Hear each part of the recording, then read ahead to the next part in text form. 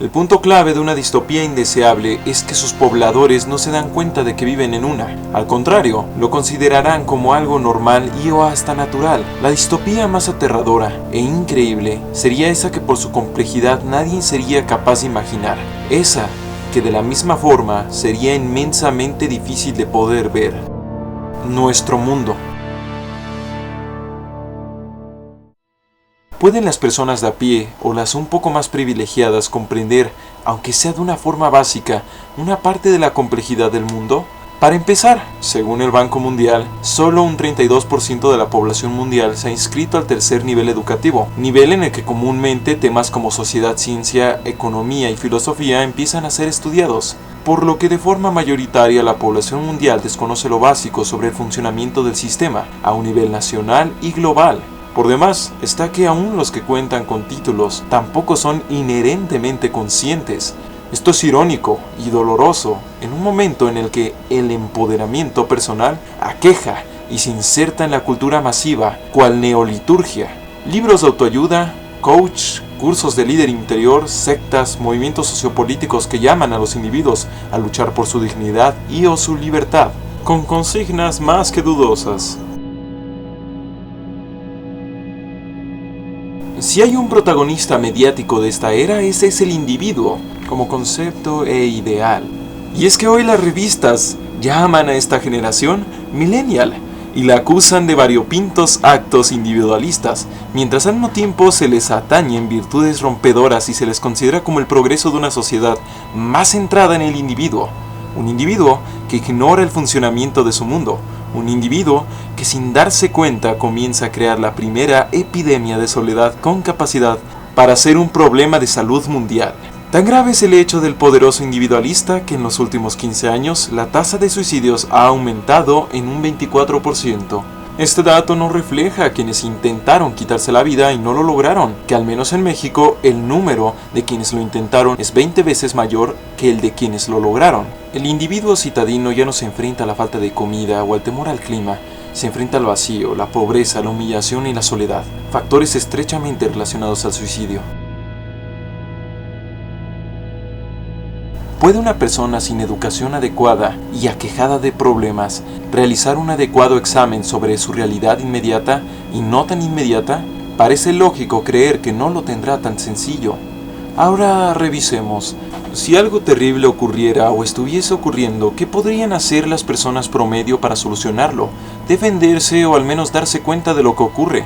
Normalmente se asiste a los medios de comunicación o a las redes sociales para informarse sobre problemáticas. Aunque a veces uno simplemente se informa, no necesariamente porque quiera hacerlo, sino porque está usando los medios como entretenimiento. ¿Podemos confiar en los medios de comunicación? Parece una pregunta amañada, pues habrá quien considerará que la respuesta es un rotundo no. Pero para poder ser claros y precisos, tenemos que ver que los grandes conglomerados noticiarios y de entretenimiento necesitan dinero para poder existir. Por lo que sabemos que venden espacios publicitarios y para cuestión de ganancias necesitan no solo información importante, sino atractiva, a la vez que atrayente. Por lo que normalmente han de tener información cuyo único fin es ser atractiva.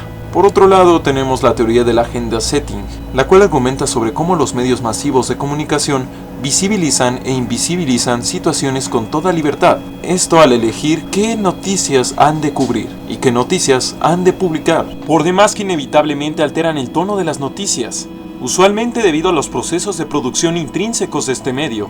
Por ejemplo, la cobertura que recibió Francia durante los eventos de Charlie Hebdo creó un aluvión de apoyo y de críticas. Jesus Charlie estaba en todo rincón, ya sea para apoyar o para criticar. Hace poco, Haití sufrió mucho debido al huracán Matthew, teniendo cientos de fallecidos. El asunto fue plenamente ignorado por los medios y en redes sociales no generó ni un hashtag o un filtro. Autores como el Dr. Daniel Prieto Castillo destacan cómo los medios en sus variantes de entretenimiento se vuelven los creadores de moral y educación de quienes no se educaron en la escuela. Telenovelas, reality shows y demás enseñan a la gente qué es bueno y qué es malo. Sin los medios de comunicación, el individuo prácticamente está incapacitado de conocer el mundo lejano, a no ser que tenga conocidos en todo el mundo o tenga la capacidad de viajar alrededor de él. Así que esa sensación de poder, esa aura de éxito que tienen los individuos no tan desafortunados parece bastante dudosa, sin olvidar que no he mencionado cuestiones sobre cómo su alimentación es mayormente controlada en aras de mejorar ganancias, y no de mantenerla apropiadamente nutrido, o cómo se usa la credibilidad de la ciencia para embaucarlos. No hablemos ya sobre la abstención del voto, como muestra de desconfianza en los sistemas políticos y sus dinastías. Pareciera, pues, que el poder que tiene el individuo sobre sí mismo es apenas una sensación y no una realidad. Pero, entonces, ¿los que tienen el poder son los malos?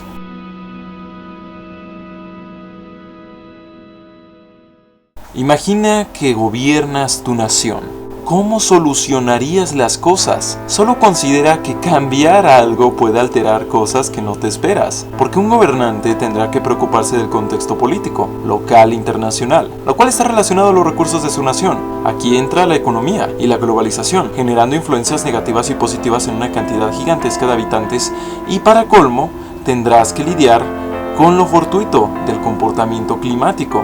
Me quedo muy corto, pero es un ejemplo de cómo, aun queriendo gobernar bien, un dignatario se enfrenta a un reto avasallador. Podríamos decir que el trabajo no es tan imposible, gracias a que hoy hay mucha información estadística disponible.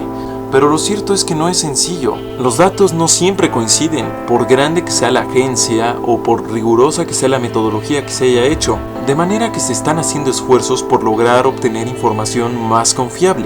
Y es que cualquiera que posea un poder apreciable tiene que lidiar con todos los demás poderes y sus decisiones, por lo que muchas veces está impedido de casi cualquier acción que de verdad pueda ser diferente a la hegemonía. Así que generar cambios políticos requiere de dar concesiones o de buscar apoyo. Tomemos por ejemplo al feminismo, el cual en su larga batalla ha ido recibiendo apoyos de universidades, fundaciones, la ONU y el Banco Mundial, por lo que aunque algunos sectores sean antisistema, el movimiento debe de cooperar de cierta forma con el sistema para poder aspirar a conseguir sus objetivos.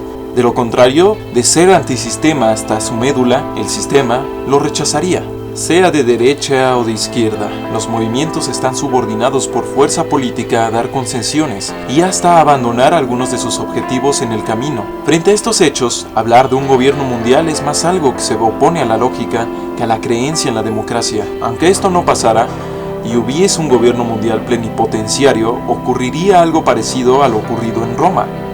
Sería tan gigantesco que nadie podría gobernarlo todo. Y si retomamos lo que ya decía en un pasado video, ¿qué pasaría con una sociedad si cada niño que se inscribe a la educación primaria se titulara de una licenciatura? ¿Quién tomaría empleos como obrero? ¿Quién barrería las calles y recogería la basura? Simplemente sería un caos total para nuestro sistema. Nadie sabría qué hacer si eso pasara en la siguiente generación, porque no existen estructuras y no existe capacidad de emplear toda esa fuerza productiva de conocimiento. Las cosas tienen una imagen que parece funcionar, y sí, funciona, pero para unos y para otros, a no ser que consideremos esto como orden, no funciona. Pero, ¿y si decimos que funciona? ¿Para qué funciona? ¿Para qué? ¿Cuál es el objetivo de los gobiernos? De todos y cada uno de ellos. En este caso hice un pequeño ejercicio. Busqué 3 países, España, Estados Unidos y México. Hice una pregunta que consideré en extremo simple. Información que creo yo debería de ser increíblemente fácil de conseguir. ¿Cuáles son los objetivos del gobierno? En casos como España, ni al buscar en la sección de noticias encontré resultados convincentes, poniendo en claro las metas de un gobierno pasado. Luego lo hice en el caso de Estados Unidos. Encontré una página gubernamental que detallaba una larga lista de objetivos en todo campo. Claro que aquello no dejaba de falecer en sesgos comunes, pero era ya un avance.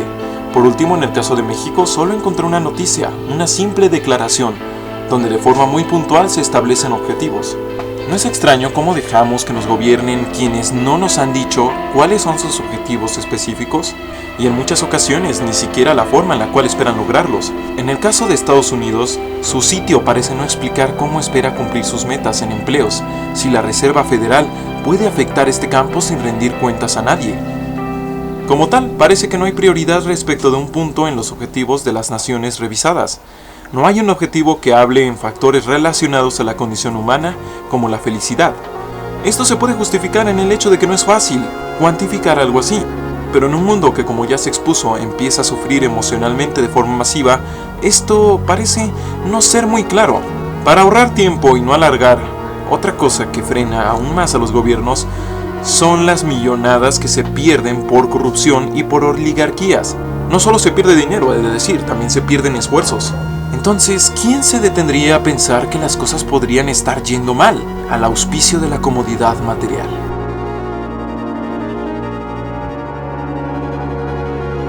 A pesar de lo expuesto, aún parece muy arriesgado decir que el mundo es poco gobernable y que el individuo común apenas si tiene una importancia o capacidad de elegir su futuro. Podría decirse que esta es la distopía del vacío, que no hay un gran hermano plenipotenciario en ningún lugar.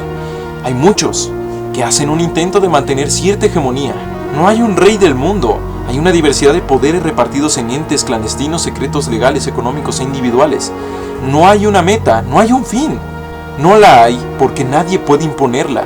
Aunque hoy alguien diga que la humanidad debe de tener por objetivo asegurar su felicidad, mañana surgirían 3 versiones diferentes sobre lo que es la felicidad. Otros dirían que no es la felicidad, sino la riqueza. Otros más que el humano no tiene valor en un universo, como para que se le tome en cuenta a la hora de plantear el objetivo de nuestra especie. Incluso habría quienes expondrían que la visión de felicidad está sesgada bajo la idea de cultura. No hay un objetivo común. Somos como un barco que se esmera en ir cada vez más rápido, pero que navega sin rumbo, sin propósito. El barco no tiene capitán o un consejo de navegantes que tengan un objetivo definido. El individuo común viaja en este barco, tiene sueños y metas que se han de cumplir al interior del mismo. A veces no les importa si el barco se está moviendo o a dónde va. Otras veces ni siquiera sabe que el barco se mueve en una dirección. Como menciona Bauman, para el individuo de la modernidad líquida solo existe el presente. El pasado se ve como un lugar siempre primitivo, incapaz de dar lecciones. El futuro es una bruma que augura dolor, oscuridad y vejez. Pensemos en todo este sistema como una gigantesca red de nodos interrelacionados. Entre más lejano está el origen de una orden y un esfuerzo, el punto de ejecución más tardará y más esfuerzo requerirá. Entre más lejos está un problema, más cuesta solucionarlo. Entre más crecen nuestras oportunidades, más difícil es mantener estable a la sociedad, pues la realidad solo se hace más y más compleja cada día. Aquello que llamamos mundo se enmaraña más y más en sí mismo, se hace más difícil de entender. La razón de por qué no se nos enseña toda la historia conocida con sus hitos es porque es tan amplia, tan larga y tan llena de implicaciones que abarcaría años y años de nuestra educación. Esto hablando solo del campo de la historia. En un panorama así, donde no hay una meta clara y donde somos incapaces de comprender completamente todos los acontecimientos mundiales, lo único que nos queda es esperar que la división de trabajo, conocimiento y recursos funcione, que de alguna manera todos los esfuerzos combinados no decaigan y terminen por no generar algo con lo que nadie en todo el mundo pueda lidiar. Esperar que todo salga bien, aunque sea para algunos. Esa parece ser la esencia de nuestra civilización. A pesar de que esta era rechaza a los dioses, parece ser que la fe sigue siendo una parte fundamental de la misma, pues de alguna manera u otra tenemos fe en que las cosas van a salir bien, de que las cosas no van a irse al demonio, de que las cosas están funcionando, de que debe de ser así, de que esta es la civilización definitiva, a pesar de que la historia nos ha mostrado cómo varias civilizaciones se han caído una tras otra. Al final solo queda una inmensurablemente profunda incertidumbre.